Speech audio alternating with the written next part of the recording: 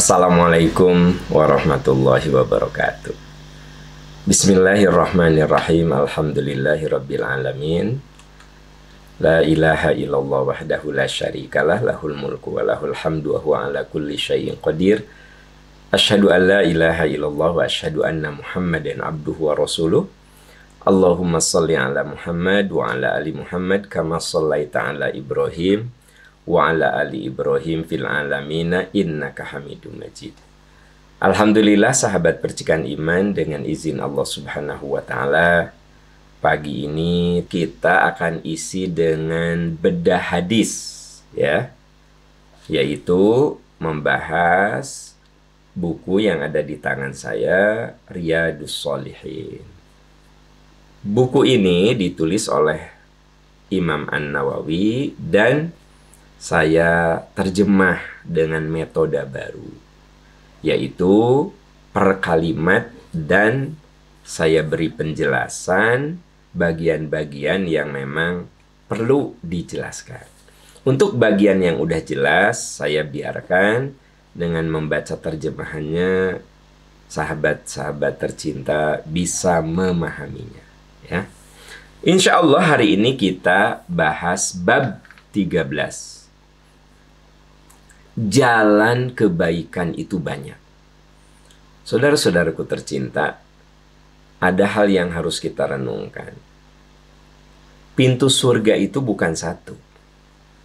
Pintu surga itu banyak. Ya. Banyak sekali ayat yang menjelaskan hal itu. Di antaranya di surat Ar-Ra'd.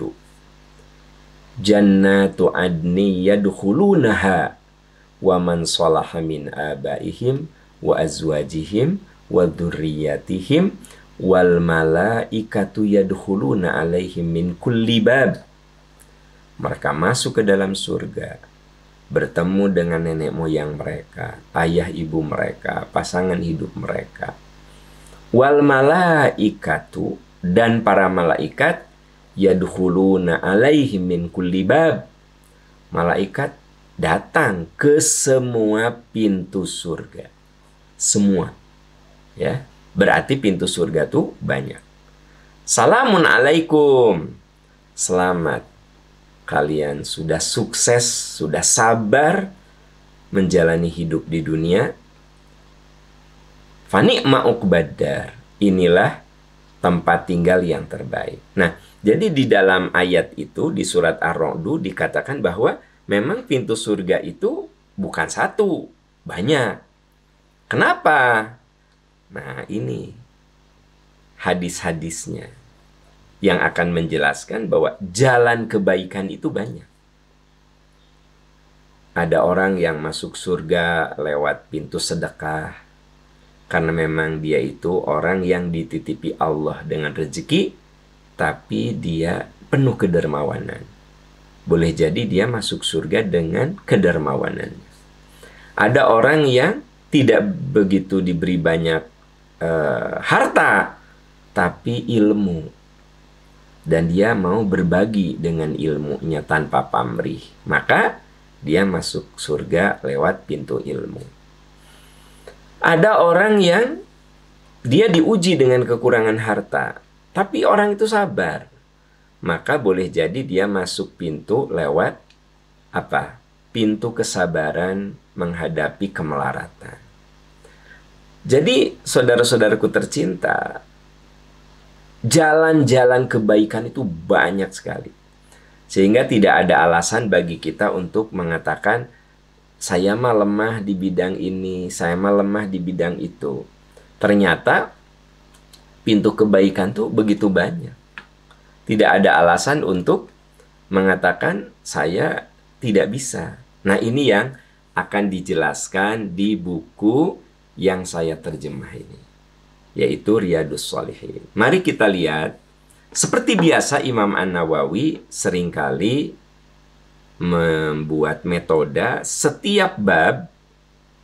Betul ini kumpulan hadis, tapi setiap bab itu diberi introduction, diberi pengantar dengan mengutip ayat-ayat Quran. Itu sudah menjadi ciri khas dari setiap bab yang teman-teman bisa baca di Riyadhus Shalihin ini. Untuk yang buku ini, Anda bisa lihat di halaman 158. Wa ma taf'alu min khairin fa innallaha bihi alim.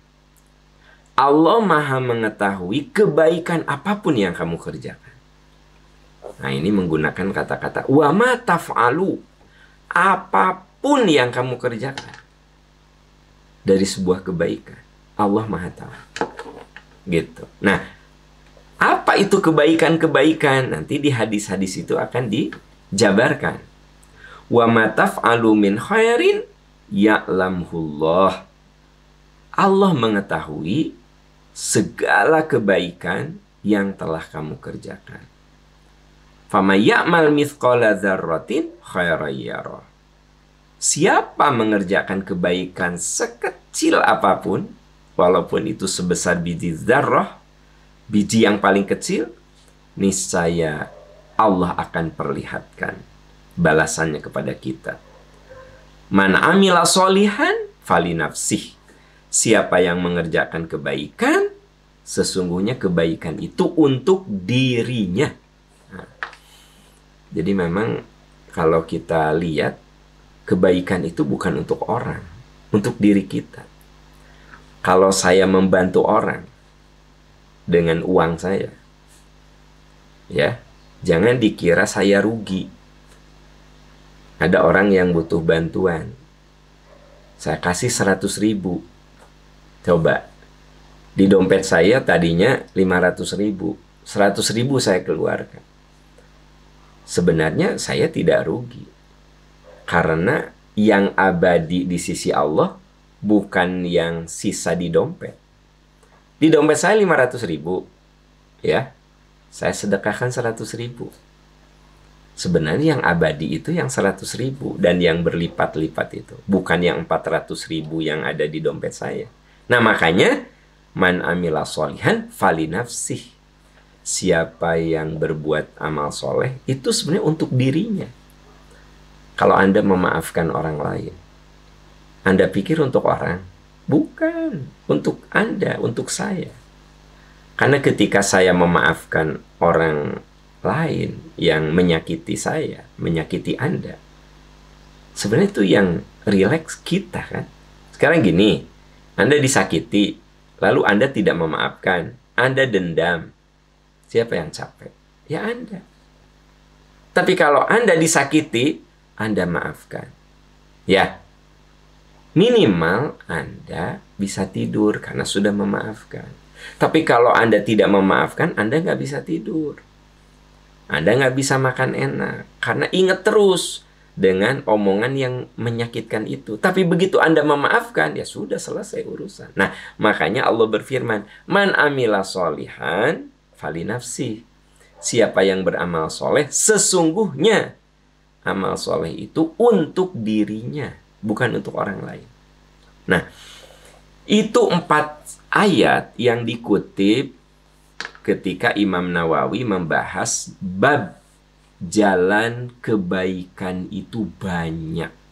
Ya, dengan 4 ayat dihantarkan supaya kita memiliki kerangka fikir yang benar tentang amalan baik, amalan soleh. Ya, kita masuk ke hadis 117. Jundub bin Junadah berkata, Qultu ya Rasulullah. Ada seorang sahabat namanya Jundub. Dia bertanya, Ya Rasulullah, ayyul a'mali afdol? Ya Rasulullah, amal yang paling afdol itu apa? Qala, Rasulullah menjawab, al-imanu billah. Iman yang amal yang paling afdol itu kamu terus membina iman. Jadi amalan yang paling afdol itu tiada hari yang kita lewati kecuali merawat iman. Karena iman itu seperti tanaman. perlu dipupuk, perlu disiram, perlu dikendalikan hamanya. Nah, tiap pagi teman-teman ngikutin program percikan iman. Artinya iman kita kudu dirawat. Afdolul al-a'mal afdol. Ya Rasulullah, ayul amali afdol. Amal yang paling afdol apa?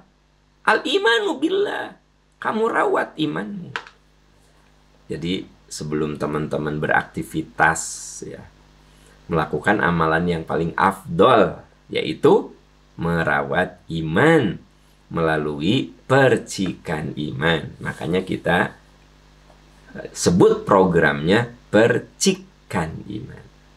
Sebab untuk membuat batu itu yang keras, ada cekungan, ya, cukup dengan tetesan-tetesan air. Sepercik, sepercik, sepercik, tapi konsisten. Ya. Nah, jadi ketika Nabi Shallallahu Alaihi Wasallam ditanya oleh seorang sahabat bernama Jundub bin Junadah, ya Rasulullah, ayyul a'mali afdol? Amal apa yang paling afdol? Al-imanu billah. Kamu rawat iman. Iman kepada Allah, kata Nabi. Maksudnya iman kepada Allah itu kita harus merawat iman kita. Wal jihadu fi sabili. Lalu kamu berjihad di jalannya. Apa itu berjihad? Bersungguh-sungguh dalam jalan yang Allah ridho. Anda pikir jihad itu selalu ngangkat senjata? Ya tergantung konteks. Bagi nenek moyang kita ketika dijajah, maka jihad itu ngangkat senjata. Bagi adik-adikku tercinta, anak-anakku sekalian, jihad kalian apa? Belajar yang sungguh-sungguh. Kuasai bidang yang disukai. Ya, sok. Ada yang senang ilmu hukum, jihad di situ. Anda jadi ahli hukum yang hebat. Ada yang senangnya bidang akuntansi, sok fokus di situ, jihad sungguh-sungguh. Ya. Ada yang senangnya belajar agama, jadi ulama yang soleh dan berilmu, jihad di situ, belajar sungguh-sungguh. Nah, bagi ibu-ibu, jihad di jalan Allah artinya bagaimana menjadi ibu yang amanah. Kan gitu ya. Bapak-bapak, jihad di jalan Allah apa? Bekerja dengan sungguh-sungguh. Jadi ketika bapak sekarang ini sudah menyiapkan segala sesuatu untuk ke kantor, nah Anda itu persiapan jihad. Ketika di kantor Anda kerjakan amanah pekerjaan itu dengan sungguh-sungguh, itu jihad. Kata Nabi, itu amalan terbaik. Jadi ketika Rasul ditanya, ayyul a'mali afdol? Amal apa yang paling afdol? Al-imanu billah. Rawat imanmu. Terus, al-jihadu fi sabili. Kamu bersungguh-sungguh di jalannya. Jihad itu sekali lagi bersungguh-sungguh. Qultu ayyur riqabi afdal. Ya Rasulullah, budak manakah yang paling utama dibebaskan? Nah, zaman dulu masih ada perbudakan. Budak yang mana? Anfasuha inda ahliha wa aktsaruha samanan. Yaitu yang terindah bagi pemiliknya dan paling mahal harganya. Jadi gini, saudara-saudaraku tercinta, zaman dulu perbudakan pada zaman jahiliyah itu orang-orang berada, orang-orang kaya itu selalu punya budak. Gitu. Ya. Yang pelan-pelan oleh Islam dikikis sampai akhirnya diharamkan. Jadi dalam Islam itu ada suatu kebiasaan yang diharamkannya itu bertahap. Seperti khomer. Khomer itu bertahap. Kenapa khomer bertahap haramnya? Karena itu sudah jadi minuman layaknya kita minum teh, minum kopi. Gitu. Setiap rumah itu sudah ada, sudah terbiasa, ada khamr, ada minuman yang memabukkan. Nah, kalau kita lihat pengharamannya itu pelan-pelan, ya. Mula-mula menyebutkan keburukannya. Lalu disebut juga khamr itu buruknya ada, manfaatnya ada, tapi buruknya lebih banyak gitu. Terus naik lagi, hai orang beriman, la taqrabus sholata wa antum sukara. Kamu jangan minum khamr saat mau sholat.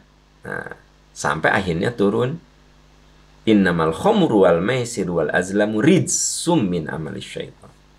Khamr, judi itu merupakan perbuatan kotor dari setan. Nah, haram itu. Perbudakan juga begitu. Nah, sahabat bertanya, kalau membebaskan budak yang paling bagus yang gimana? Budak yang paling kamu suka dan paling mahal. Nah, berarti teman-teman semuanya, ini bisa buat analogi. Jadi amalan yang paling bagus adalah sedekah yang paling bagus yang Anda suka. Yang Anda masih suka. Makanya kalau kita ngasih makanan, makanan yang memang Anda masih suka. Jadi jangan ngasih makanan teh, ini mah makanan teh udah 2 hari, kasihin we. Jangan.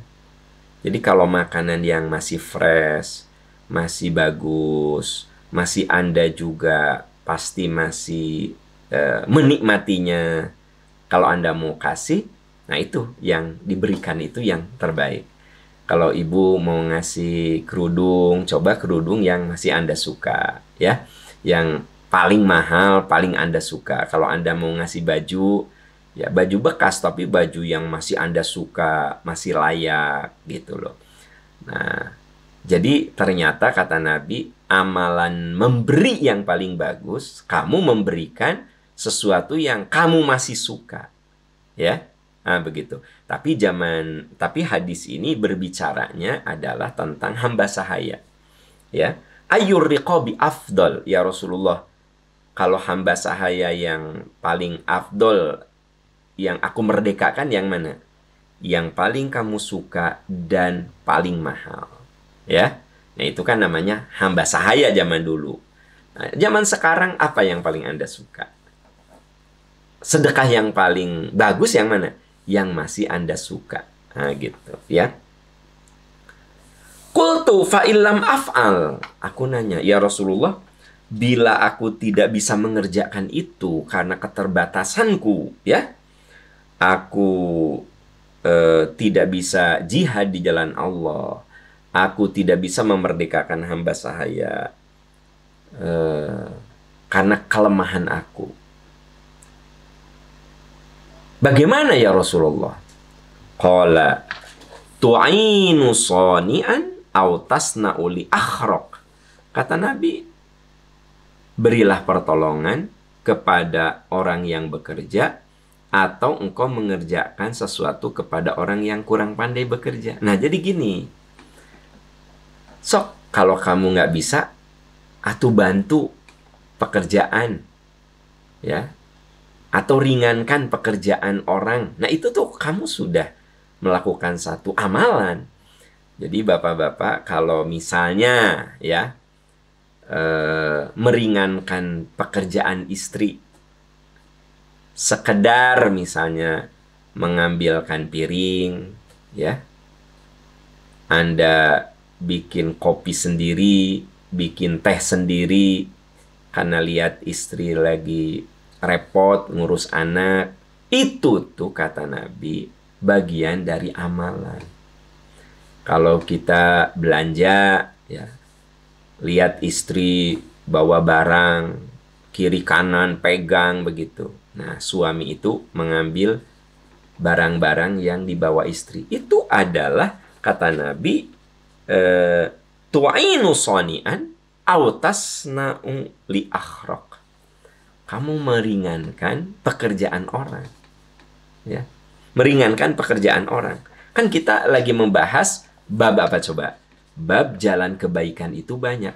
Sampai Nabi mengurut dari yang tinggi, yaitu kamu merawat iman, kamu berjihad bersungguh-sungguh dalam suatu amal, kamu memberi, ya, memerdekakan hamba sahaya yang paling kamu suka dan paling mahal, itu ilustrasi kita memberi itu yang kira-kira masih kita suka dan boleh jadi itu masih punya harga begitu. Nggak bisa juga, sok kamu bantu orang yang memang perlu kamu bantu gitu, ya. Apakah itu membantu pekerjaan teman, membantu pekerjaan suami, membantu pekerjaan istri, pokoknya sok kamu bantu gitu, ya. Nah, kemudian in dha'uftu an ba'dil amal, ya Rasulullah, gimana kalau aku ini lemah, bahkan aku ini nggak bisa ngebantu orang gitu loh. Nah, qala, Nabi berkata, takuffu syarraka anin nas fa innaha shadaqatun minka ala nafsik. Minimal kamu tidak membebani orang, itu adalah sedekah. Tidak membebani. Jadi kalau misalnya gini, ya, suami mau mandi, dia ngambil anduk sendiri, ngambil baju sendiri. Nah, itu bagian dari sedekah terhadap istrinya. Kalau istrinya, kan istri itu macam-macam. Ada yang masih harus ngurus anak, kan gitu kan? Kan masih ada bapak-bapak yang tahu istrinya ngurus anak kecil. Mah, Anuk, mana sih Anuk teh? Nah, ya, bapak-bapak, kalau istri kita masih repot, ya, minimal Anda nggak jadi beban. Apa katanya? Takufu syarraka anin nas. Tahan dirimu dari keburukan, tahan dirimu dari membebani orang. Ya. Membebani orang. Saya berusaha untuk tidak membebani orang. Nah, itu sebenarnya sudah sedekah. Ya. Kalau kita tidak bantu orang, jangan jadi beban untuk orang lain. Begitu. Saya nggak bisa bantu orang tua saya dengan rezeki. Minimal saya nggak jadi beban untuk orang tua. Gitu. Kebayang nggak teman-teman semuanya? Ada orang yang udah usia pensiun. Udah 60, 63. Dia masih mikirin rezeki untuk anaknya. Padahal anaknya itu sudah dewasa. Udah lulus SMA. Ya. Nah, minimal, saya cari rezeki, gimana caranya? Apakah saya ngojek? Apakah saya jadi buruh? Yang penting minimal ibu bapak saya tidak jadi beban. Jadi saya berusaha tidak menjadi beban untuk ibu bapak saya. Gitu, itu teh kata Nabi sedekah. Kebayang nggak sama Anda? Ya, kalau kamu tidak bisa berbuat A, B, C, D, ya minimal kamu jangan jadi beban orang. Saya mah jadi tukang parkir aja lah. Minimal saya bisa makan, walaupun sehari sekali. Itu sedekah. Itu bagus. Daripada Anda jadi beban orang tua. Ya. Ada mahasiswa yang dia itu sambil kuliah, sambil kerja, sambil cari rezeki. Kenapa coba? Aku mau beban. Aku nggak mau jadi beban orang tuaku. Minimal aku saat kuliah bisa menghidupi diriku sendiri. Lama-lama minimal aku bisa membiayai uang kuliah dari diriku. Nah, kata Nabi, takufu syarroka anin nas fa innaha shadaqatun minka ala nafsik. Kamu menahan diri tidak jadi beban orang. Itu merupakan sedekah yang kamu lakukan. Jadi, saudara-saudaraku tercinta, yang dikatakan oleh Nabi ini berjenjang. Berjenjang. Ya Rasulullah, amal apa yang paling afdol? Rawat imanmu. Rawat imanmu. Lalu apa lagi ya Rasulullah? Jihad.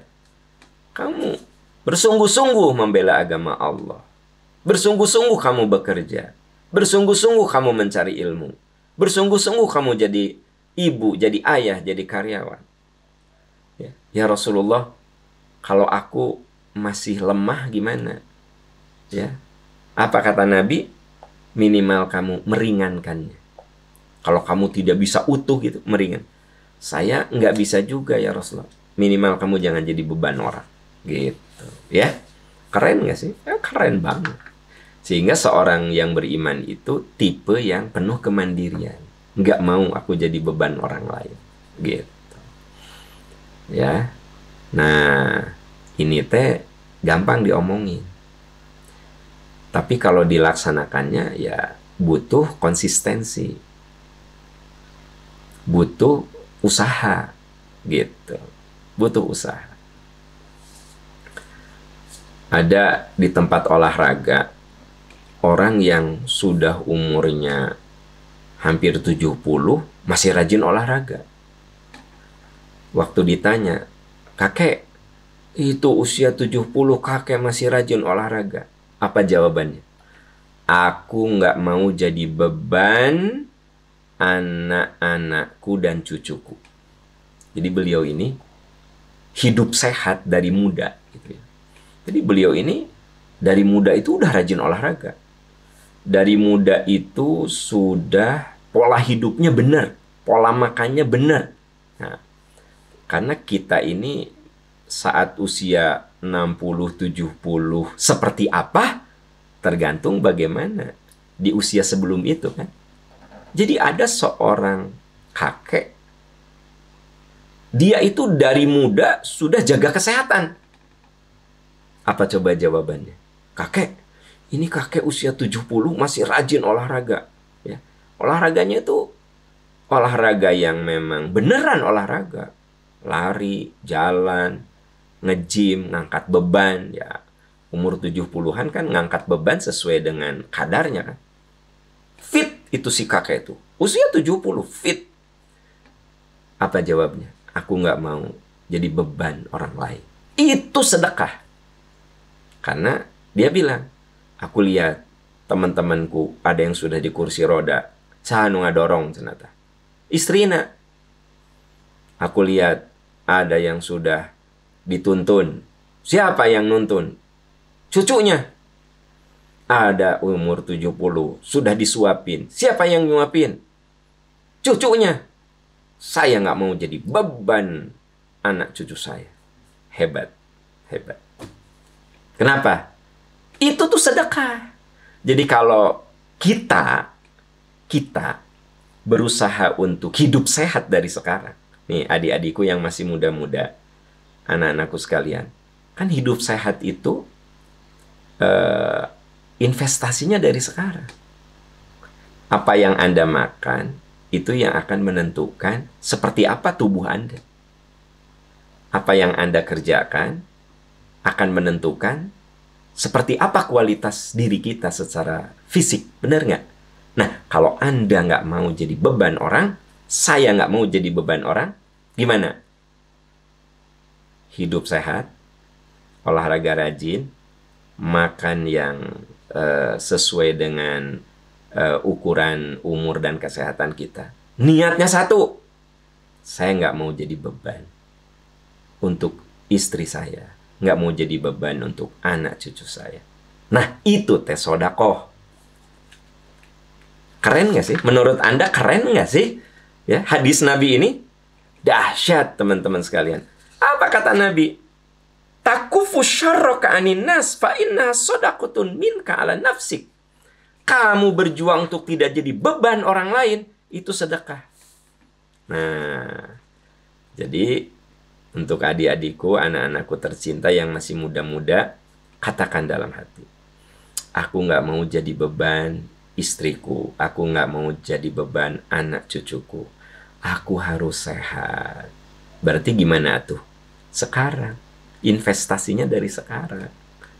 Berhenti merokok, rajin olahraga, ya, makan buah, makan sayur, kurangi karbo, proteinnya harus tercukupi, tidur lebih awal, jangan begadang-begadang, ya sesekali karena kerjaan boleh, tidur lebih awal. Contohlah hidup Nabi, tidur lebih awal, bangun lebih awal, berpikir yang positif, selalu berusaha untuk membahagiakan orang lain.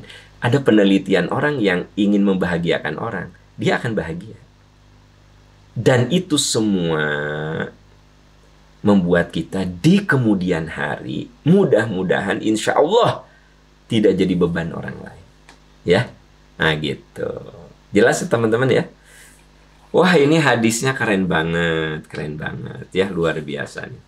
Kayak simple gitu, tetapi memberi makna yang sangat dalam. Yuk, mulai sekarang hidup sehat. Toh kebaikannya bukan untuk siapa-siapa. Kebaikannya itu untuk diri kita. Man amila solihan fali nafsih. Kalau kamu berbuat baik untuk dirimu, kebaikan itu, kata Nabi. Ya, begitu. Ya, kita beralih ke hadis berikutnya. Yusbihu ala kulli sulama min ahadikum sadaqah. Di pagi hari, setiap ruas tulang dari dirimu hendaklah dikeluarkan sedekah. Nah, ini hadis nomor 118. Jadi setiap ruas tulang yang ada di tubuh kita itu harus disedekahi. Kebayang nggak? Berapa rupiah?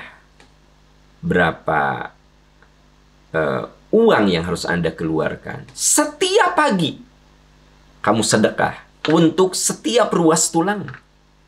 Nih, saya bisa begini. Ini kan ada ruas tulang. Ya nggak? Saya bisa begini, itu kan ada ruas tulang. Saya bisa jalan, itu ada ruas tulang. Kita bisa ruku, sujud, itu kan ada ruas tulang. Ya? Dan alhamdulillah ruas tulangnya masih bagus. Sedekah kamu, kata Rasul. Wah, kebayang. Berapa uang yang harus kita keluarkan? Nah, Nabi mengatakan, fakullu tasbihatin sadaqah. Setiap kamu bertasbih, subhanallah, subhanallah, itu sedekah untuk setiap ruas tulangmu. Wa kullu tahmidatin sadaqah. Dan setiap kali kamu mengucapkan alhamdulillah, itu sedekah. Jadi kalau kita bilang alhamdulillah, itu sedekah. Subhanallah, itu sedekah. Wa kullu tahlilatin sadaqah. Setiap kamu menyebut la ilaha illallah, tahlil ya. Tahlil itu la ilaha illallah, itu sedekah. Wa kullu takbiratin sadaqah. Setiap kali kamu membaca Allahu Akbar, itu sedekah. Wa amrun bil ma'rufi sadaqah. Kamu mengajak kepada kebaikan, itu sedekah. Anda merasa nggak ada kemanfaatan dengar kajian pagi ini? Ada nggak kemanfaat? Kalau ada, kasih tahu orang. Tiap pagi jam 5:04 coba kamu ikuti Percikan Iman Pagi. Bisa lewat YouTube, bisa lewat Instagram, bisa lewat radio streaming, bisa lewat radio Osok tah. Anda sedang bersedekah, yaitu mengajak kepada kebaikan. Ya. Kita akan mengadakan hitanan massal. Sok, yuk kita kumpulkan infak untuk hitanan massal. Anda bersedekah karena mengajak kepada kebaikan. Gitu. Wa nahyun 'anil munkari shadaqah.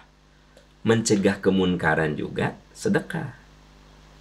Saya lagi ngobrol tapi mepet-mepet ke gibah. Lalu kata teman saya, udah, tong ngagibah, jangan ngagibah. Dia sedang bersedekah. Mencegah dari kemunkaran. Jadi saudara-saudaraku tercinta, kebayang nggak sama Anda? Kuat nggak kita kudu bersedekah untuk setiap ruas tulang kita? Tiap pagi. Kuat nggak? Nggak akan kuat. Tapi Nabi ngasih jalan alternatif. Kalau kamu nggak kuat sedekah untuk setiap ruas tulang, sering mengucapkan subhanallah, alhamdulillah, Allahu Akbar, la ilaha illallah. Lalu apa? Ajak orang untuk berbuat baik. Cegah orang dari keburukan. Atau kamu bisa ganti itu semua. Wa yujzi'u min dzalika raq'atani yarka'uha minad duha. Coba kamu lakukan sholat duha 2 rakaat setiap pagi. Ini dalil bahwa yang namanya sholat duha itu bisa dilakukan tiap hari. Kan ada yang bilang, sholat duha mah jangan dilakukan tiap hari.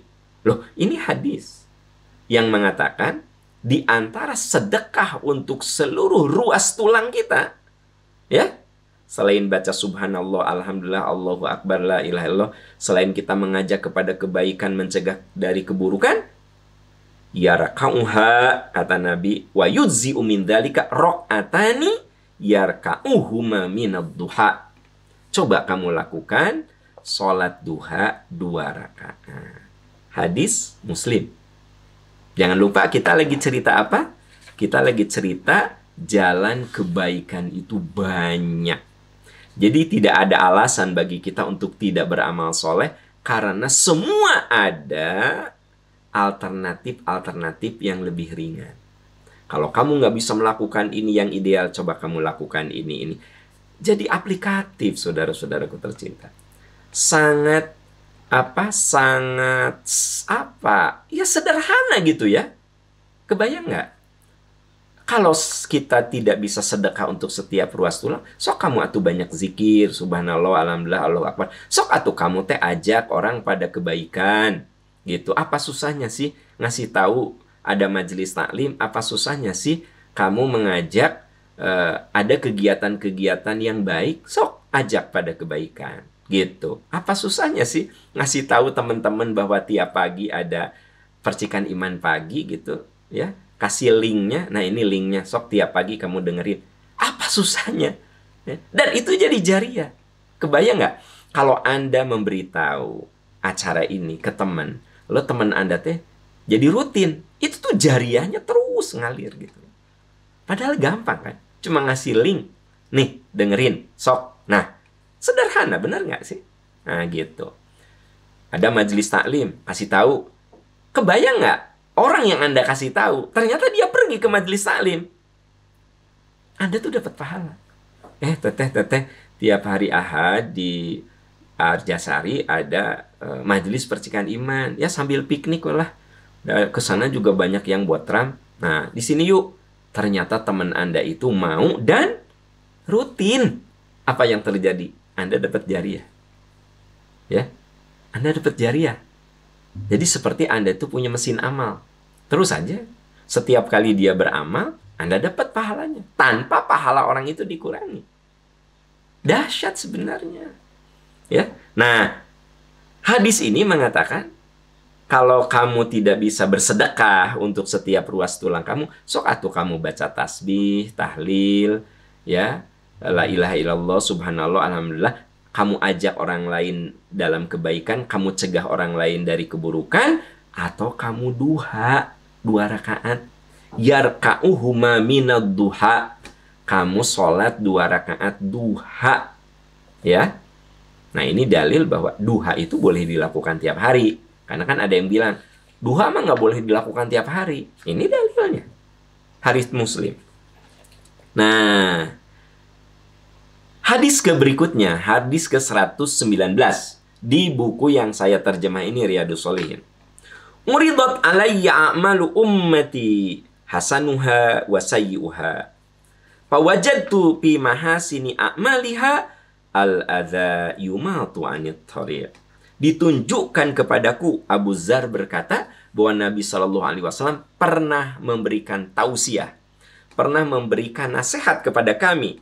Lalu Nabi mengatakan, uridat alayya a'malu ummati. Ditampakkan kepadaku amalan-amalan umatku. Jadi kata Rasul, ditampakkan kepadaku tentang amalan-amalan umatku. Ya. Yang baik ataupun yang buruk. Fawajadtu fi mahasini a'mal al-adza yumatu 'anit thariq. Aku mengetahui dalam golongan amal yang baik menyingkirkan sesuatu yang berbahaya dari jalan. Teman-teman, kalau kita menyingkirkan sesuatu yang membahayakan orang, itu teh kata Nabi ditampakkan kepadaku sebagai amalan soleh. Ya, kita lagi jalan, ternyata ada batu yang kalau tidak kita pinggirkan, takut orang tersandung di batu itu. Anda singkirkan. Kata Nabi, itu bagian amal yang ditampakkan kepadaku sebagai amalan soleh. Kita lagi jalan, ada sampah, ya. Nah, kita masukkan sampah itu ke tempatnya. Itu amalan yang ditampakkan kepadaku sebagai amalan soleh. Begitu. Jadi kalau orang sampai tidak punya amal soleh itu aneh. Karena kata Nabi, cuma memindahkan sesuatu yang membahayakan orang saja itu kategori sebagai amal soleh. Begitu, ya. Wa wajadtu fi masawi'i a'maliha an-nukhamatu takunu fil masjid la tudfan. Dan ditunjukkan kepadaku di antara amalan buruk adalah berdahak di masjid dan tidak ditutup dengan tanah. Jadi gini teman-teman, intinya bukan di masjidnya. Kalau kita buang ingus, buang dahak, ya, itu kudu pada tempatnya. Karena kalau misalnya saya ya, di trotoar gitu, itu teh perbuatan dosa. Kata Nabi, itu merupakan masawi a'mal, amal jelek itu. Ya, ya kebayang nggak? Saya lagi jalan, gitu. Kenapa? Karena itu jalan umum. Bukan tidak boleh berdahak. Coba ambil tisu lah. Berdahaklah di tisu. Ya. Nanti bungkus. Buang ke tempat sampah. Kalau kita ingusan. Ya. Jangan gitu kan. Coba ambil tisu. Ya. Kalau saya merasa saya ini nggak sehat. Kelihatannya saya mau flu. Sok pakai masker. Supaya tidak madorot sama orang. Itu tuh amal mulia. Ya. Saya mau ke kantor nih, karena saya bersin-bersin, kayaknya saya mau flu deh. Saya pakai masker. Gitu. Itu teh amal soleh untuk saya. Tapi kalau saya cuek gitu kan. Itu kata Nabi, amal yang termasuk sayyi. Sayyi itu jelek, buruk. Kebayang nggak teman-teman sekalian? Itu seperti sederhana tapi dahsyat. Mohon maaf, Anda buang air besar atau buang air kecil, lalu Anda siram, itu amal soleh. Buang air kecil, buang air besar, mau di rumah atau di toilet umum, itu amal soleh. Tapi kalau Anda buang air besar dan Anda tidak pernah ya membersihkan, nge-flash gitu, apa yang terjadi? Itu masawi a'mal. Itu amal buruk. Jadi ternyata saudara-saudaraku tercinta, pintu surga itu begitu luas. Sekecil apapun bisa jadi pintu surga. Anda berdahak, Anda perhatikan, ini bisa jadi madorot. Begitu Anda berdahak pada tempatnya, ada kesadaran ini bisa menyebarkan penyakit sama orang, kata Nabi, itu adalah mahasini a'mal, amal mulia. Tapi kalau kamu berdahak seenaknya, ya, maka sesungguhnya itu masawi a'mal, amal yang busuk, amal yang buruk. Kalau kita buang sampah pada tempatnya, itu mahasini a'mal. Kalau kita seenaknya buang sampah, itu masawi a'mal, amal buruk. Jadi dari urusan sampah, dari urusan hal-hal kecil gitu, kita bisa masuk surga. Kalau kita menyadarinya. Gitu ya, teman-teman. Nah, itu hadis ke-119. Di halaman yang punya buku ini, halaman 159. Ya. Oke, saudara-saudaraku tercinta, semoga Allah menolong kita dan menguatkan kita, dan kita semua diberi kemudahan untuk melakukan amalan-amalan ringan yang justru amalan ringan itu bisa membuka pintu-pintu surga bagi kita semua. Subhanaka Allahumma wa bihamdika asyhadu an la ilaha illa anta astaghfiruka wa atubu ilaik walhamdulillahirabbil alamin. Wassalamualaikum warahmatullahi wabarakatuh.